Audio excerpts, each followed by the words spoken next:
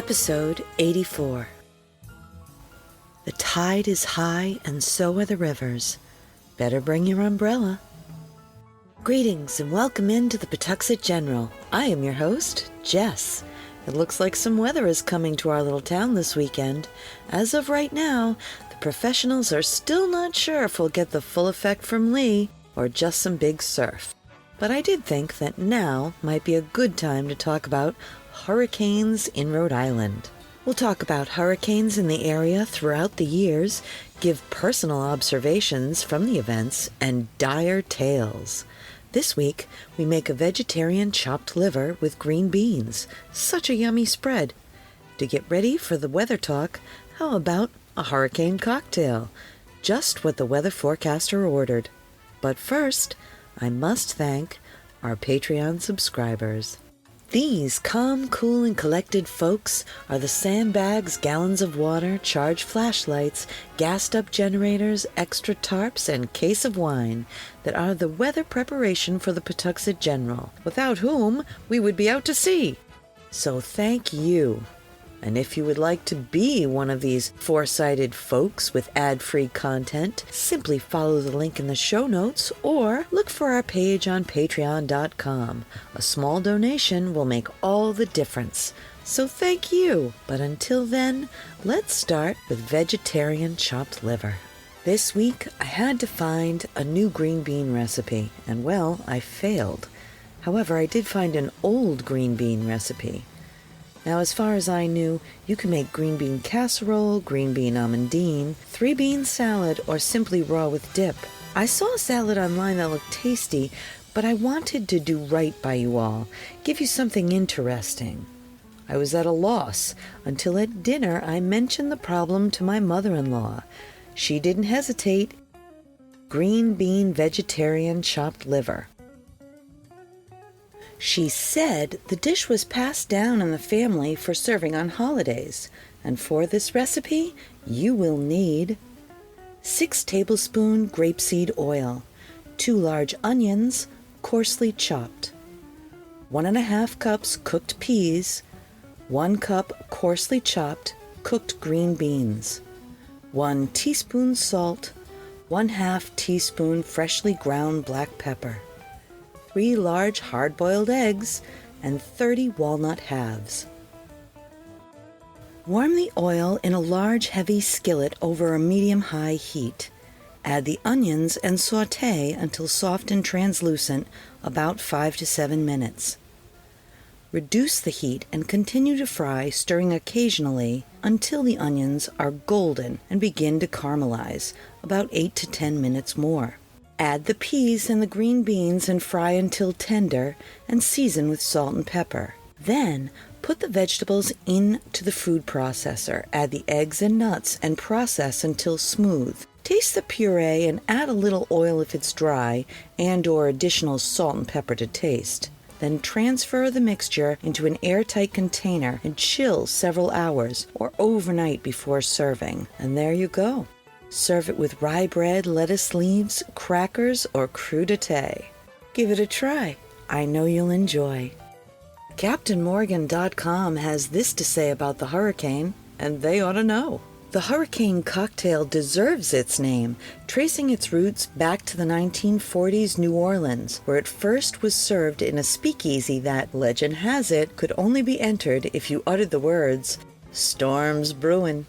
Once a favorite of seafaring men, it's now popular amongst privateers and civilians alike. The hurricane recipe is a mix of white rum and original spiced gold, passion fruit juice, mango juice, lime juice, and sugar syrup. It's a real taste of the tropics. Take the captain's advice and enjoy a hurricane or two as the sun sets. Make like a New Orleans and serve yours in a traditional hurricane glass, best enjoyed under a palm tree on a desert island. For this recipe, you will need 20 milliliters Captain Morgan Original Spice Gold, 20 milliliters Captain Morgan White Rum, 55 milliliters passion fruit juice, 30 milliliters orange juice, 1 teaspoon of simple syrup, the juice of half a lime, and 1 teaspoon grenadine, 1 orange slice, 1 cherry, and 1 glassful of cubed ice. Add all the ingredients but the garnish into a shaker filled with ice and shake for all you've got. Then strain into a large hurricane glass also filled with fresh ice and garnish with a slice of orange and a cherry. Enjoy.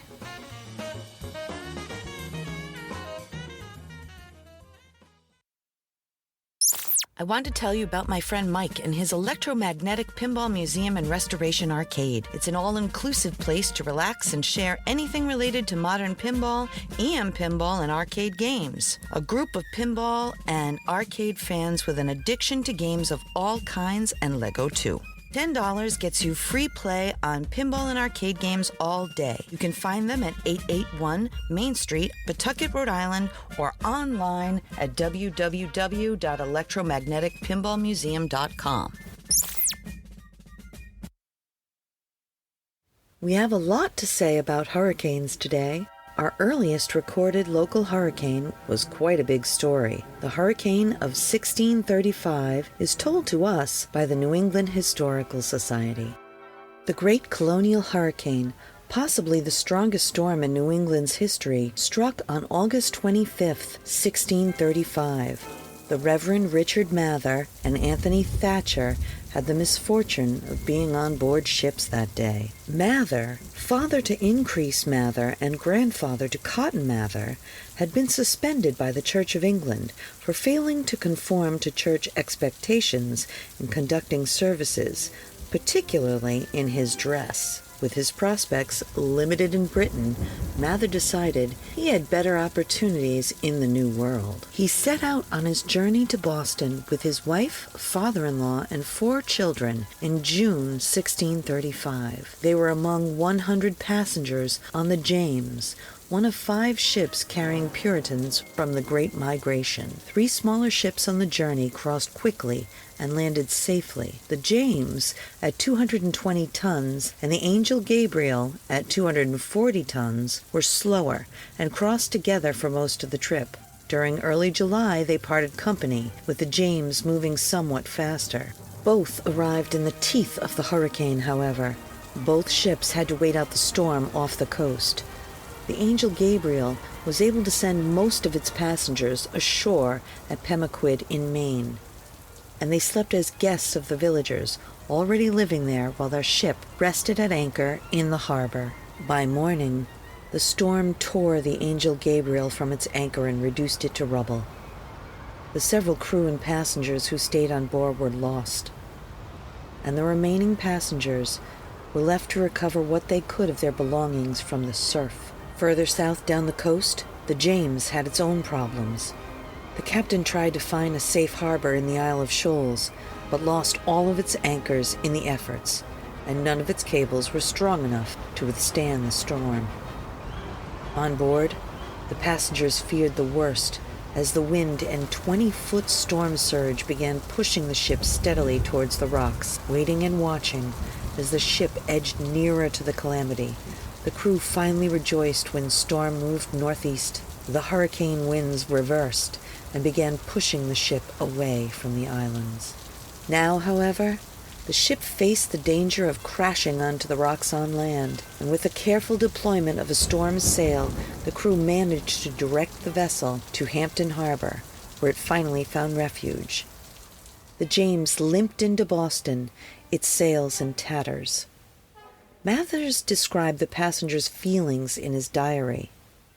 When news was brought to us in the gun room that danger was past, oh, how our hearts did relent and melt within us, and how we burst into tears of joy amongst ourselves, in love unto our gracious God and admiration of his kindness, and granting to his poor servants such an extraordinary and miraculous deliverance.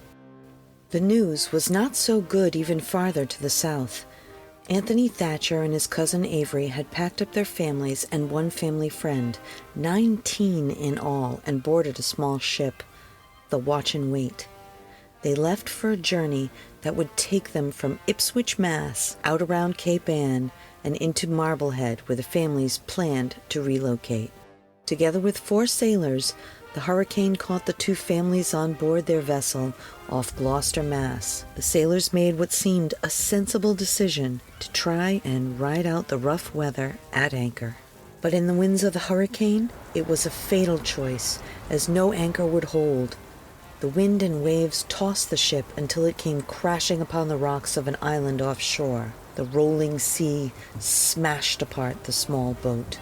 As the mariners were washed into the sea, Thatcher bemoaned the ship's fate, close to land but hung up on the rocks. He later wrote, "O cousin, it hath pleased God to cast us here between two rocks, the shore not far from us, for I see the tops of trees when I look forth." Resigned to his fate, he said to his cousin, "I am willing and ready here to die with you and my poor children. God be merciful to us and receive us to himself." The waves crashed over the boat, carrying Thatcher and all his family into the sea. For a time, they managed to cling to a rock, but soon the storm swept them away. The waves carried Thatcher and his wife to safety on the island, and all the rest drowned. On land, the damage was staggering. The tides at Narragansett Bay were reported 20 feet higher than normal. Unknown numbers of Native Americans caught in the surge drowned. Buildings in Plymouth and Bourne blew down and flooded. The storm damaged Boston less than Providence, but downed trees throughout the colony. William Bradford, in Of Plymouth Plantation, 1620 to 1647, called it a mighty storm of wind and rain. None living in these parts, either English or native, ever saw anything worse, he wrote. Natives climbed into trees for their safety. It blew down many hundred thousands of trees, turning up the stronger by the roots and breaking the higher pine trees off at the middle, he wrote. And the tall young oaks and walnut trees of good bigness were wound like a withe, very strange and fearful to behold. Bradford predicted that the marks of the great colonial hurricane would remain for a century, and though the storm was noted in the records of Virginia colony at Jamestown, it was not recorded as a major event, probably because it didn't make landfall. When it hit New England, it was probably what today we would call a Category 3 or 4 storm, with winds well over 100 miles an hour.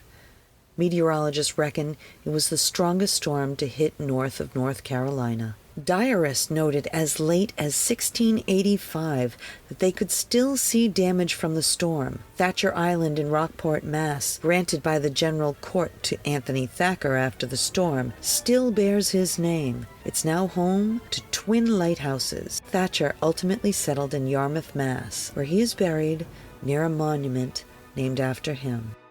New England, and specifically Pawtuxet Village, would not see another hurricane that potent until 1938. On September 10, 1938, 800 lives were lost, 2,000 houses swept from their foundations, and 899 boats destroyed. $306 million in damage, $1938, were done during that storm. There are still marks on the buildings downtown where the water level reached during the hurricane. My own grandmother was stuck at the outlet store where she worked at the time, like many folks.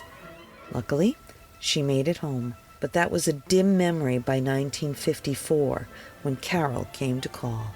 WarwickHistory.com has this to say about Hurricane Carol. The problems that beset Oakland Beach in the 1930s and 1940s continued into the 1950s unabated. It was during this decade that another natural disaster wreaked havoc in the area. This time, it was Hurricane Carol, which struck with great devastation on August 31st, 1954. Property damage in the state of Rhode Island exceeded $90 million. Nearly 4,000 homes and 200 boats were destroyed, and sadly, 19 lives were lost. The Warwick Beacon on Friday, September 3, 1954, reported, Hurricane strikes Oakland Beach and Connecticut areas hardest. Estimated $3 million damage. The article by Lucy Leventhal went on to say, 5 persons are dead, at least 50 injured as a mass cleanup continues. The peak of the storm with gusts at 100 miles an hour hit Warwick at about 12:30 Tuesday. Waterfront areas were reported to have lost 170 to 200 houses. The National Guard was enforcing martial law in at least 3 seaside communities. This included Oakland Beach, where about 80 homes were destroyed and 300 people were left homeless. Leventhal tells us water rose as high as Stender's Cafe near the Midway, Waterfront Station, and the Oakland Beach School, where the Red Cross provided food and clothing for about 200 people. According to the Warwick Beacon, the dead at Oakland Beach included John W. Belland, 34. His body was found in the water near Ottawa Avenue. Also lost in the storm were Francesco Gallo and his wife, Caterina, both about 72 years old. They died in their storm-swept summer home on Seaview Drive. Gaetano Gallo, son of Francesco and Caterina, recorded the horror of the day. He recorded how they had fled to the second floor when the water began to rise. He recounted, "We were together in a bedroom. The water rose 4 feet in that room, and the house began to rock from side to side. Then I grew confused, but I remember the house breaking apart and it getting dark. Gaetano was able to cling to a large section of the wall and rode out the storm for an estimated 2 hours. His parents were not so fortunate. Eventually, the storm lost its fury, and within a few days, power was restored, and Oakland Beach residents began the long process of restoring and rebuilding wherever possible. Despite the horror of the time, there were a number of residents who managed to keep their sense of humor. One example used in the Beacon recounted that a man on Oakland Beach, whose house was blown down the beach to Button Woods, was overheard to say, "Well, I always wanted to live in Button Woods." If you do visit the New England Historical Society online and look up Hurricane Carol, you will see a picture of the Edgewood Yacht Club, which is just down the street from the General itself. And inside the General itself, there are 2 paintings of fruit framed in rough wood that survived this hurricane in Ocean Grove in South Swansea, Mass. They are not all that survived. Also, this story. My grandfather had a boat that he loved. He had built it himself, and most of his greatest joy was found driving the 18-foot powerboat around Rhode Island, Massachusetts, and New Hampshire. His brother had gotten news of the impending storm while they were out at the summer houses in Ocean Grove. There were 3 houses that the family stayed in, and while the others prepared to leave or hunker down, my grandfather, with his middle son, took out the boat. He knew that the storm would probably destroy the boat if it was on land, so we had to get far enough offshore to anchor safely and ride it out. Not a simple task. The trick being knowing when to go on deck during the passing of the eye and move the anchors and the angle of the boat 180 degrees before the eye finished passing. They rode out that nail-biting hurricane and returned to land to find 2 of the 3 houses gone. The family had fled inland and were safe. My father says that my grandmother didn't talk to my grandfather for a month, but the kids considered him a hero. I was told this story for the first time I went for a ride on this boat, and every subsequent time. WBZ CBS News in Boston has this to say about Hurricane Bob. The dog days of August 1991 were violently interrupted when the most powerful hurricane in decades reached the shores of New England. Hurricane Bob, arriving earlier than any other hurricane of record in New England, brought damage some had not seen since Carol and Edna in 1954. And the region hasn't seen a landfall in the 30 years since. Bob had its start in the Bahamas, where it quickly gained strength and accelerated northward. Briefly gaining Category 3 strength, it would go on to weaken slightly to a Category 2 before the eye crossed over Block Island in the early afternoon of August 19th. Further landfalls would come in Newport, Rhode Island and Rockport, Maine. At this time, I was living on Broad Street in Cranston, and my mother was living down the hill on the water next to the Rhode Island Yacht Club. My dad was still in Germany, and on that day, after my mom was evacuated, I called my dad on a landline phone with a giant curly cord and brought it outside so that he could hear the hurricane. Little did I know the extent of the damage done by Bob. It caused 200,000 power outages. About 60% of residents lost power, luckily not me, but that said, the overall damage was extensive. Treatment plants spilled over 100 million tons of sewage due to overflow into Narragansett Bay. Overall, Bob cost New Englanders $1.5 billion. Definitely not a storm to be underestimated, which unfortunately it was, not just by me, most folks in the area. Alerts were not issued until the day of the hurricane and were ignored by most. Being blindsided cost us all that day. Today, we can watch as long as 2 weeks out and get a bird's eye view. Now, I'm not sure what will happen with Lee in New England, but I do know enough to take hurricanes seriously.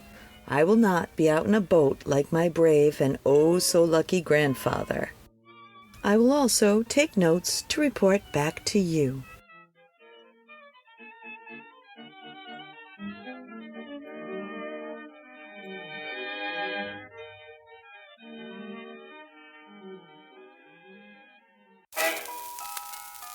Thank you once again for joining us today at the Pawtuxet General.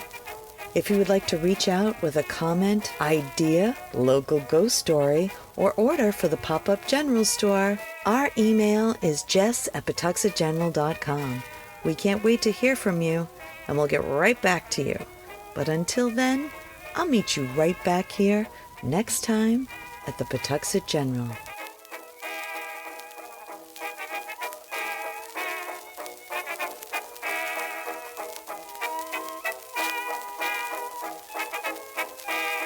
A Something for Posterity production, pre-recorded in Pawtuxet.